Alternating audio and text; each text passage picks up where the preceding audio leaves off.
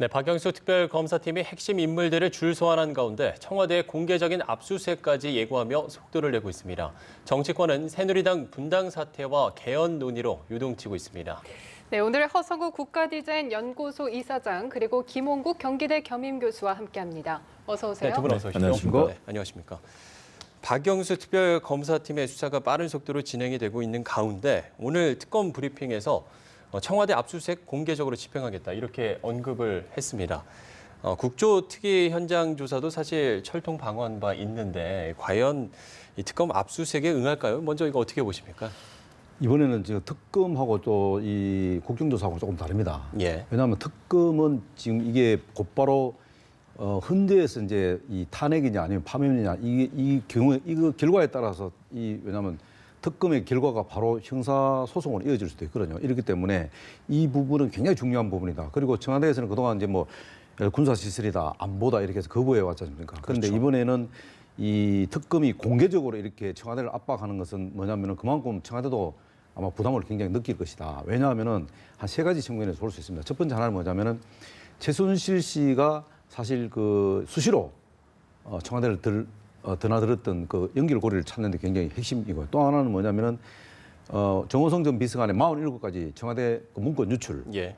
이 부분을 또 연결하는 부분이 있고 또 조혁 대위의 그날 그 세월호 7시간 관련된 부분 이런 것들을 종합적으로 만들면은 이것이 뭐냐면은 대통령의 통치 행위하고 맞물려 있는 겁니다.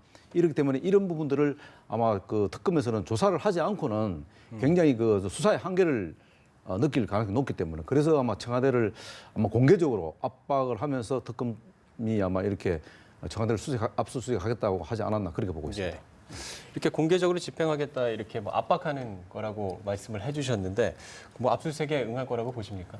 쉽게 응하지 않을 거라고 봅니다. 왜냐하면 형사소송법상 이제 국가보안시설 각급 아니겠습니까? 청와대는 여러 가지 경호라든가 또 국가보안에 관련된 시설들이 있기 때문에 일단은 그런 측면에서는 일단은 응하지 않겠다는 입장이 그동안 강했고요. 그렇지만 형사소송법 110조 2항에 보면 국익을 해치하지 않는 한 또 압수수색을 거부할 수 없다는 조항이 있습니다. 예. 그리고 특검에서 생각하는 것은 이런 부분이 공무 집행을 방해하고 있는 거다. 다시 말해서 검찰이라든가 특검의 조치는 어떤 일개 뭐 민간기관의 행위가 아니고 국가의 법 절차에 따른 이 법을 집행하는 절차거든요. 이 부분을 거부하는 것이 결국은 국가의 정상적인 작동을 방해하는 행위가 되는 것 아니냐라는 그런 해석을 지금 특검은 하고 있습니다. 일단 특검이 그동안 조준하고 있던 것은 역시 대통령의 뇌물죄 관련 부분 그리고 예. 대통령의 세월호 7시간 행적이 과연 어떤 것이냐 이 두 가지를 밝히는 데 중점을 두고 있는데요. 이 사실을 밝히기 위해서는 청와대 압수수색은 필요합니다. 왜냐하면 대통령이 헌재에 보낸 답변서에서도 사실상 제기됐던 여러 가지 의혹들 그리고 이 검찰에서 얘기했던 여러 가지 범죄 행위에 대해서 다 부인하고 거부하고 있습니다. 이 대통령 법률 대리인단이 그런 입장을 밝혔고요. 이미 국회와 헌재에 그런 답변서를 보냈습니다. 그렇다면 전부 다 무죄라고 주장하는 대통령의 입장에 대해서 객관적인 증거를 봐야 되거든요. 그동안 나왔던 여러 가지 정호성 비서관의 휴대폰이라든가 안종범 전 수석의 이 메모리 이런 것들이 있긴 있지만 그보다는 더 정확한 증거는 사실상 청와대를 압수수색할 경우는 나올 수밖에 없는 상황이거든요. 그런 측면에서 청와대는 결정적인 증거를 일단 내놓기를 거부하고 있는 거고요. 또 마찬가지로 특검에서는 이걸 확보해야 되는 겁니다. 그러나 청와대가 일단은 계속 거부하는 것이 명분상 약해 보입니다. 그렇기 예. 때문에 최후에 가서는 변경을 할 가능성이 있지만 최근에 청와대의 기류를 본다면 이에 대해서 철저하게 거부하고 있는 입장이기 때문에 일단은 압수수색에 쉽게 응하지 않을 겁니다. 알겠습니다.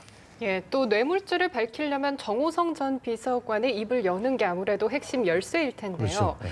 그런데 정 전 비서관이 이제 박 대통령과 최순실 씨의 징검다리 역할을 했던 만큼 공모관계가 추가로 드러날지도 핵심인데 어떻게 보세요? 지금 이제 우리 김 교수님 말씀하신 대로 지금 제일 지금 특검이 고민하고 있는 게 제3자 뇌물죄를 어떻게 이제 대통령하고 연결시키기 하는 부분이거든요. 예. 그게 이제 보면은 정호성 그 전 비서관이 이제 그 연결고리가 될 수밖에 없는 게 지금 삼성물산하고 제일모직 이게 합병하는 과정에 있어서 대통령이 정호성 비서관을 통해서 도와주라는 얘기했다는 그런 지금 이야기들이 나오고 있지 않습니까? 이 연결고리를 그 심정은 가는데 이제 물증이 정확하지 않지 않습니까? 그런데 우리나라 법은 그 증거제일주의이기 때문에 어떤 그 심정만 갖고 이걸 수사를 할 수 없거든요. 심정은 가는데 구체적으로 좀 더 확실하게 뭐 물증을 찾아야 되는데 그러다 보니까 특검에서는 청와대를 압박할 수밖에 없는 거죠. 그래서 청와대 압수수색해서 뭔가 나와야 되는데 제가 볼 때는 청와대 압수수색을 해서 뭐가 나오기는 굉장히 기대하기는 어렵다. 이미 시간이 굉장히 오래된 시간이 있었을 거고 물론 그렇다고 해서 청와대가 뭐 증거인멸을 하느냐 마느냐 그거는 제가 알 수는 없어요. 그러나 그 사이에 청와대도 가만히 앉아 있을 수는 안 할 거다 이거죠. 그렇기 때문에 네.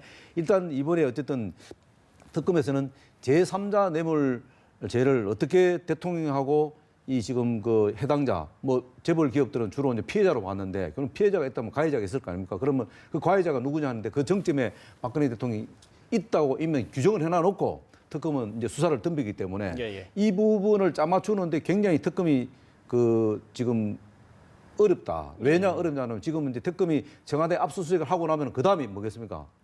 대통령을 수사하겠다고 이렇게 들어가야 되거든요. 그런데 청와대 압수수색이 안 돼버리면은 만약 청와대에서 거부해서 그게 무산이 되면은 대통령을 직접 면담해서 수사하기는 굉장히 한계가 있다. 그렇기 때문에 이번에 특검에서 청와대 압수수색하는 것은 굉장히 중요한 상징적으로 의미가 있다. 그리고 그래야지 지금 그 대통령을 그 다음 단계로 제3자 뇌물죄와 관련해서 대통령 직접 면담 수사를 단계로 넘어가기 때문에 그래서 이번 그 청와대 압수수색이 굉장히 중요한 아마 전환점이 되지 않겠나 그래 봅니다. 예.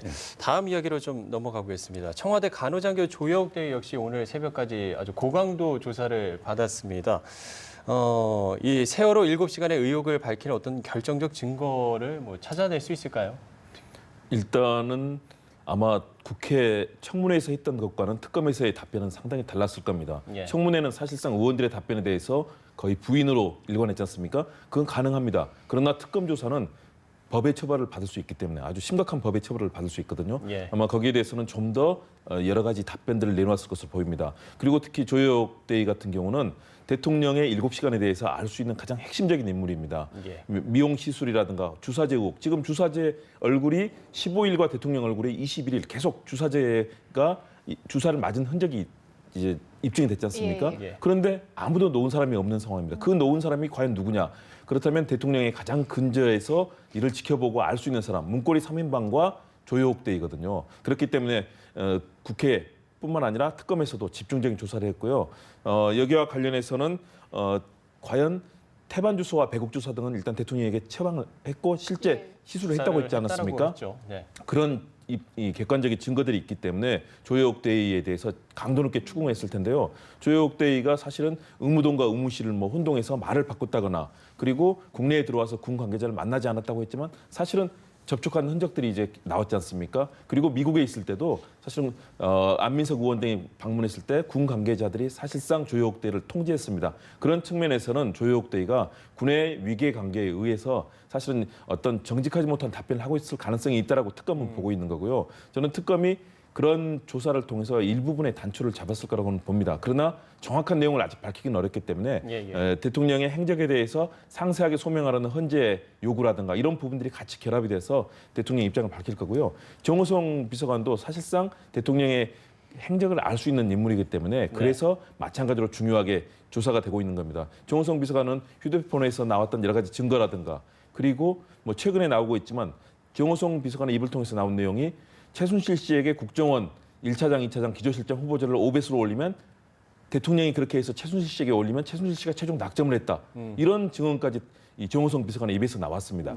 다시 말해서 대통령의 이런 7시간뿐만 아니라 전반적인 상황 또 삼성과 기업과의 뇌물죄와 관련해서도 정호성 비서관이 굉장히 많은 증언을 하고 사실상 수사의 단초가 될 수 있는 그런 측면에서 조혁 대위와 정호성 비서관의 지금 조사가 굉장히 큰 의미가 있는 조사가 진행이 됐다고 보고 있는 겁니다. 네, 사실 이 정우성 전 비서관이 오늘 갑자기 어떻게 보면 갑자기 소환된 거지 않습니까? 이게 결국에는 뭐 말씀을 해주신 것처럼 이 조혁 대위와 또 이 정우성 전 비서관의 어떤 그 연관성 이런 게 결국 세월호 7시간의 의혹을 풀 수 있다. 뭐 이렇게 보시는 거죠. 저는 좀 조금 이제 다른 차원에서 보는데 우리 이제 김 교수님하고 조금 다른 차원에서 보는데 이제 그 정호성 지금 비서관을 갑자기 지금 부르고 또 지금 최순실도 가장 불렀잖아요. 해야 되는데 지금 다른 사람 같은 경우는 불러봐야 크게 특검에서 지금 받아낼 수 있는 게 크게 없다고 보는 거예요.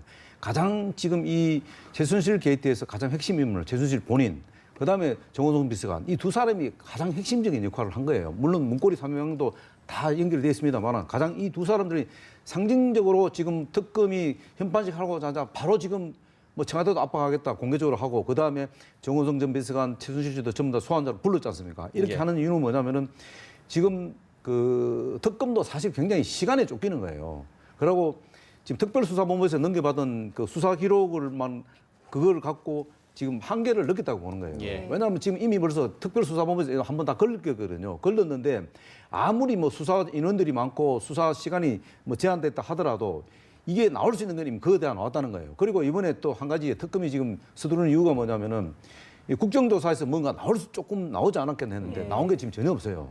그러다 보니까 특검에서는 제가 볼 때는 이럴 경우에는 차라리 두 사람을 가장 우선시하는 사람을 뒤쪽에다 배치해놨다가 갑자기 앞쪽으로 당기면서 수사를 압박하지 않나. 예. 그리고 또 조효욱 지금 대위 같은 경우는 제가 볼 때는 이 지금 4월 16일 날 그 12시 30분까지는 박근혜 대통령의 행적입니다. 밝혀졌어요. 예, 예. 정확하게. 근데 12시 30분부터 그 이후에 지금 행적에 대해서는 굉장히 지금 오리무중이거든요. 그거는 이제 대통령 그 헌재에서 지금 예, 요구한 예, 대로 대통령이 그 1분 1초라도 그 시간 단위로 행적을 이야기해달라고 했기 때문에 거기서 나오는데 조효욱 대위 같은 경우는 지금 애매한 게 뭐냐면은 아까 지금 그 태반 주사하고 배국 주사 감찰서장 놓았는데 그 무슨 문제가 있냐면은 처방이 있기 전까지는 자기가 안 나왔다는 거예요. 예, 그렇게. 처방전 있을 때만 자기가 나왔다는 겁니다. 그러면은 7시간 그날 4월 16일 날 그날 과연 처방이 이루어졌느냐 하는 부분이거든요. 그거는 지금 현재적으로 지금 뭐 국정조사 이런 거 보면은 처방이 지금 이루어졌다는 흔적이 지금 거의 없어요, 지금.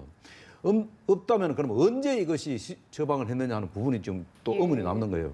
그리고 지금 어쨌든 본인은 지금 그 태반 주사나 이런 얼굴에 예. 대통령이 지금 흔적이 있는 지금 주사 맞았거나 지금 이런 흔적들에 대해서 자기는 주사를 직접 놓은 적이 없다고 했지 않습니까? 그죠? 예. 그런 부분들이 있는데 그것이 그 이상이 과연 특검에서 아무리 7시간 동안 고강도 있다 하더라도 제가 볼 때는 더 이상 나올 게 없지 않겠나. 그러면은 그런 측면에서 볼 때는 그래서 아마 지금 지금 그 특검에서 이렇게 고강도로 그 공개적으로 압박하는 그런 수위를 높이는 상황이 아니겠냐 그래 봅니다. 예, 대통령의 세월호 7시간을 두고 퍼즐 조각이 계속해서 안 맞춰져서 논란일 수밖에 없을 텐데요. 헌법재판소가 이에 대한 답변서를 박 대통령이 직접 작성해서 제출하라고 고지를 했습니다. 뭐 어떤 답변이 담길지는 모르겠지만 탄핵 심리에 어떤 영향을 미칠까요? 당연히 영향을 미치죠. 예. 왜냐하면 청와대에서 직접적으로 그동안에는 사실은 개략적인 내용만을 밝혔지 않습니까? 그리고 대부분이 이 대통령에 대해서 보고를 하고 그 관련해서 유선 전화로 보고하고 서면 보고를 하는 그런 양식으로 진행이 됐고 예. 대통령의 지시는 그와 관련해서는 거의 없는 상황이지 않습니까? 몇 차례 지시가 있고 그 시간대별로 또 다른 행적들이 나타나고 있지 않습니까? 이런 부분에 대해서 청와대에서는 일단은 좀 구체적으로도 소멸을 할 거고요. 그 부분이 과연 여기에 부합하느냐? 이것은 결국 정호성 비서관을 비롯한 소위 말해서 문고리 3인방, 특히 정호성 비서관이 가장 근저에서 대통령을 보좌했기 때문에 이 부분의 파악이 중요할 것 같고요. 그래서 특검 조사가 이제 사실상 진행이 이제 막 시작됐습니다. 특검이 현판식을 이제 그제 달고 이제 수사를 시작했지 않습니까? 예. 지금 오늘 부르는 것들은 그동안에 했던 여러 가지 최순실 씨라든가 정호성 비서관에 대한 그리고 관련자들에 대한 조사가 과연 그전까지 나왔던 것들과 부합하는 것인지 혹시라도 그 사이에 달라진 것이 있는지를 지금 확인하는 차원에서 초기 단계 진행이 되고 있는 거거든요. 예. 그리고 특검의 초기 입장을 본다면 검찰 조사가 굉장히 명확하게 잘 돼 있다라고 특검의 초기 입장을 내놓았습니다. 다시 말해서 관련된 기본적인 증거들, 대통령에 관련해서 헌재에서 주어 5가지 항목 정도로 일단은 제시를 했지 않습니까? 그 부분에 대해서 검찰 조사가 상당히 명확하게 많은 증거 자료를 확보했는데 그렇다면 이 부분을 명확하게 할 수 있을 정도까지냐? 이 부분이 이제 특검에 관심을 갖고 있는 거거든요. 그렇기 때문에 저는 정호성 비서관과 최순실 씨 그리고 관련된 흐름들을 통해서 파악하고 거기에 더해서 압수수색이 만일의 경우 성사가 될 경우에는 현재 내는 이 청와대 답변서에 더해서 더 많은 증거를 확보할 수 있다는 차원에서 아마 저는 특검이 이 압수수색에 굉장히 큰 공을 들일 거다. 그리고 그 결과 내용들은 헌재 심리에 결정적인 영향을 미칠 거다. 대통령의 답변서는 공식적인 내용이지만 거기에 더해서 다른 정황 증거와 검찰이 했던 여러 가지 조사들 예. 그리고 특검이 추가적으로 이 파악하고 있는 내용들과 국회 청문회에서 나왔던 내용들까지도 저는 헌재 심리에 상당한 영향을 미칠 거라고 봅니다. 예, 알겠습니다. 세월호 7시간을 지금 이제 그 헌재에서 그 대통령 행적을 요구하는 것은 제가 볼 때는 아마 이제 법률적인 그 위반보다는 헌법적인 위반. 이번에 이제 탄핵 소추안에 보면은 탄핵 소추안의 내용이 뭐냐면 헌법 위반 5가지, 그다음 법률 위반이 8가지거든요. 그런데 예. 이번에 지금 대통령의 행적을 요구하는 것을 보면 헌법 위반에 아마 좀 치중을 하지 않겠나. 왜냐하면 이게 지금 세월호 7시간이 법률적으로 위배되는 것은 이 사실관계를 맞추기 굉장히 어렵다고 봅니다. 예. 대신에 이 헌법 위반에 관련돼서는 대통령이 굉장히 위반될 가능성이 높다. 그게 만약 행적이 나오게 되면은. 예. 근데 그 부분을 보면은 결국은 이제 이 뭐랄까 헌법 위반의 고리가 1차적으로 풀릴 가능성이 있다 이렇게 보내죠. 근데 이제 예. 대통령이 얼마만큼 그 행적에 대해서 정확하게 내놓느냐에 따라서 헌법 위반 부분은 7시간은 또 고리가 하나 풀릴 수도 있다고 보는 거죠. 예. 예, 이번에 정치권 이야기를 좀 해보겠습니다. 오는 27일 탈당을 예고한 개혁보수 신당의 창당 작업에 속도를 내고 있습니다. 이게 과연 뭐 정치권에 어떤 영향을 미칠지도 좀 궁금하고요. 그리고 야당 같은 경우에는 이 조기 대선 체제가 갖춰지면서 조금씩 다른 목소리를 내고 있지 않습니까? 이게 특히 개헌 관련해서 좀 다른 목소리를 내고 있는데 이 여당과 야당의 상황 지금 어떻게 보시는지 이게 말씀해 이제 주시죠. 지금 새누리당 이제 비박계가 27일 날 지금 탈당을 하고 신당을 만든다고 공표했지 않습니까? 예. 그게 이제 뭐 개혁적 보수라는 이제 그 타이틀을 달았는데 중요한 것은 뭐냐면 지금은 이제 비박계 의원들이 주축이 뭐냐면 주로 3, 4선 의원들입니다. 예. 3, 4선 의원들은 지금 어떻게 보면 기득권 세력입니다. 그 정치권에서 보면은. 근데 이 사람들, 이 지금 국회의원들이 탈당을 하면서 지금 3가지를 지금 다뤄야 됩니다. 첫째는 뭐냐면은 이 개혁적인 용어를 썼기 때문에 일단 개혁을 할 수 있는 외부 영입 인사를 누가 끌고 올 건지. 예. 또 하나는 뭐냐면은 본인들이 기득권을 내려놓는 모습도 보여야 됩니다. 정당 차원에서. 그리고 뭐냐면 인재 영입을 어떻게 할 것인지, 정말로 개혁적 이미지에 맞는 인재 영입을 할 것인지, 이런 부분들이 복합적으로 이루어져야지 정당으로서 면모를 가지면서 그 비박계가 원하는 그 신당이 아마 탄력을 받을 가능성이 있다. 그런데 이게 지금 자칫하면은 마치 지금 강론은 정해졌는데 총론 부분에서 내부적으로 뭐 유승민 의원하고 김은성 대표가 이게 지금 의견이 잘 안 맞아서 삐끗삐끗하게 되면은 이거 자칫하면 이게 또 태풍의 이 눈이 아니고 이 찻잔 속의 태풍으로 바뀔 수 있기 때문에, 그러나 어쨌든 중요한 것은 이번 이런 지금 그 탄핵 정국에서 지금 비박계가 탈당을 선언하는 것 자체가 굉장히 의미 있다. 의미 있고 또 어떻게 보면은 이 지금 우리 정치권에서 새로운 패러다임을 한번 바꿀 수 있는 전환점이 아니냐. 그게 뭐냐면은 과거에 이제 야당에서 주로 야권발 정계 개편인데 지금은 여권발 정계 개편이기 때문에 그런 측면에서 볼 때는 이 대선 구도하고 맞물려서 굉장히 그 의미 있는 그런 지금 행보라고 보여집니다. 네, 교수님 어떻게 보십니까? 네, 지금 새누리당 내 탈당 흐름은 사실상 기정사실화됐다. 예. 탈당을 통해서 사실상 분당이 되는 거죠. 그리고 현재까지 얘기되고 있는 것은 약 33명 내지 35명의 비박계 의원들이 탈당을 하게 될 것으로 보입니다. 그럴 상황이 된다면 이제 국민의당이 38석인데요. 역시 원내에서 제3당과 4당을 놓고 치열한 경합을 보일 것으로 보이고요. 그리고 이렇게 탈당을 했을 경우에는 이제는 새누리당 내에는 잠재적인 대권 주자가 거의 없게 됩니다. 만일의 경우 탄핵 국면이 끝나서 본격적인 대선 국면에 들어설 경우에 대권 주자가 없는 새누리당은 현재 김문수 지사가 남게 되고요. 다른 주자가 없습니다. 반기문 총장도 새누리당으로 갈 가능성은 사실상 없다고 보여집니다. 이렇게 국민적인 불신을 받고 있고 박 대통령의 이 국정농단 관련 사태에 대해서 책임이 있는 새누리당에 반기문 총장이 합류해서는 앞으로 희망이 없는 거죠. 그렇다면 비박계에는 반기문 총장을 비롯해서 유승민, 그리고 원희룡, 남병필, 오세훈 등등 소위 말해서 대권 국면을 이끌 후보들이 가득하게 됩니다. 결국은 자칫하면 오늘 유승민 의원이 그런 인터뷰를 했더라고요. 새누리당은 불임 정당이 될 것이다. 그리고 급속하게 소멸되거나 우익 인사를 뭐 몇 사람을 이렇게 내세울 수 있겠지만 아마 당으로서 존재하기 힘들 거다라고 얘기를 하던데요. 저는 그런 흐름들이 맞다고 봅니다. 왜냐하면 지금의 정치 이 흐름의 명분은 비박계가 지고 있다. 그런 측면에서 새누리당의 급속한 분화가 일어날 거고요. 예. 야당도 역시 굉장히 많은 지금 후보와 분파가 그 정당들이 있기 때문에 이 부분들이 다양한 사실은 방정식을 이루면서 개헌이라든가 여러 가지 결선 투표제라든가 그리고 향후의 정책, 박원순 시장이 최근에 뭐 생애 주기별 기본소득이라든가 여러 가지 제도를 공약을 하지 않습니까? 이런 부분들이 맞물리면서 새로운 대권부도의 판과 제3지대 판이 이루어지면서 우리 전국이 탄핵 전국에서 대선 전국으로 급격하게 이동할 것이다. 이렇게 전망이 됩니다. 알겠습니다. 예, 뭐 내일 구치소 청문회도 열리고 다음 한 주도 최순실 의혹을 풀어나갈 분수령이 될 것 같습니다. 오늘 말씀 두 분 말씀 감사합니다. 고맙습니다. 맞습니다. 네.